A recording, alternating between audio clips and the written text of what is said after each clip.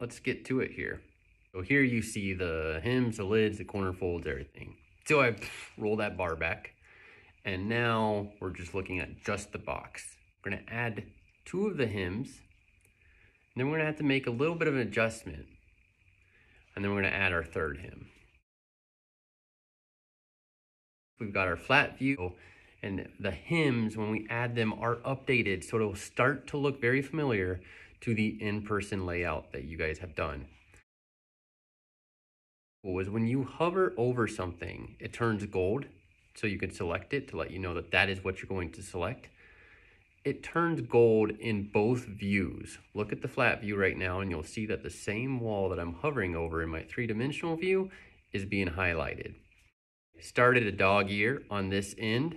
We'll do next video is duplicate this setup. I'm going to delete a bunch of the features that I've done ahead of time so I can get back right to where you guys left off. To delete something that's in your feature tree or design tree there, simply right click and scroll down to hit delete. Now, I don't believe that option is available if you are inside of a feature. Like, for example, you have a little mini window open, usually a sketch or an extrude or your flange command.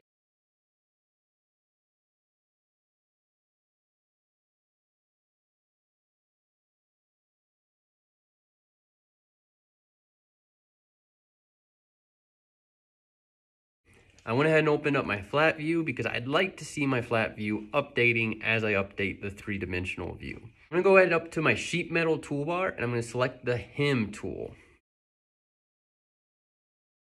I'm gonna go ahead and hem the 2 long ends first.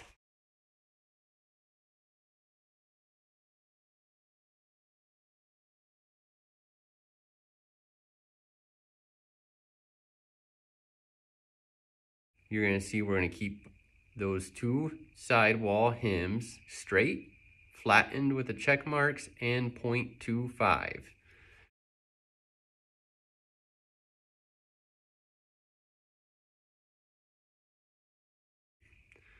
We're gonna go ahead and name it.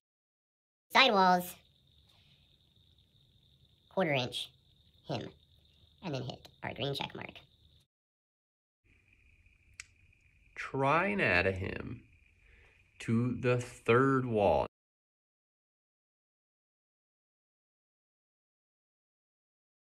Notice though, when I try and do that 3rd hem, that we end up with interference. In fact, if you zoom in on those red lines, you'll see what's happening is this sheet metal in this corner, when you fold it over, is hitting the sheet metal in this corner.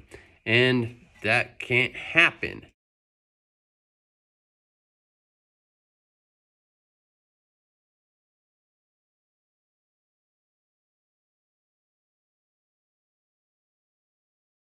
It's tough to see the collision point, but see how the metal is folding into each other? So what we're gonna do is we're gonna make the end walls just a tad shorter than what we have right now to give us that clearance. I'm gonna drag my roll back bar right above that end wall hems feature. And I'm going to leave that end wall hem feature there, because while it's there, it's not hurting anything. And it will remind me that that is the end goal.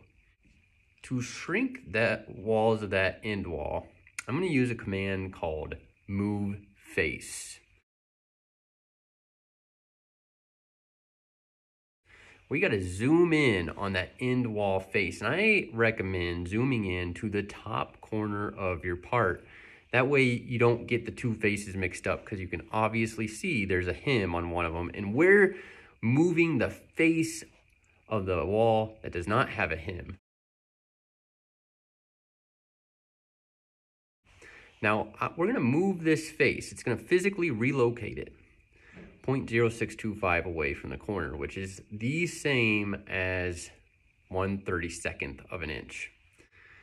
And make sure the arrow is pointing inside the box, not outside the box. Otherwise, our wall will actually grow 1/32 of an inch. We want it to shrink. So have the arrow pointing inside the box. Now, it doesn't really matter which corner you start this on, but I would recommend making sure that the dice in my right-hand corner is oriented in a similar way to the dice in your corner of your screen. So I named that move face command. You're going to do the same, and we're going to use the exact same method to get the opposite side of that wall to shrink in 1/32 of an inch.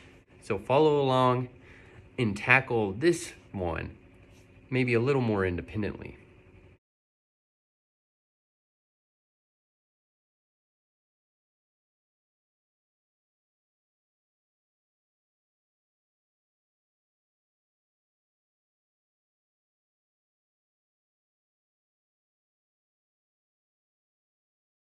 Since we've brought it in 1/32 of an inch on both sides, how much shorter is the end wall?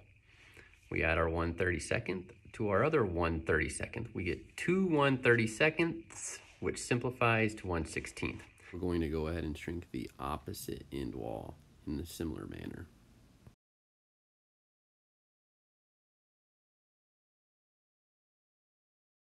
But this time in that blue rectangle, we're going to input both faces of that end wall to bring them both in. Just make sure the arrow is pointing to the inward direction.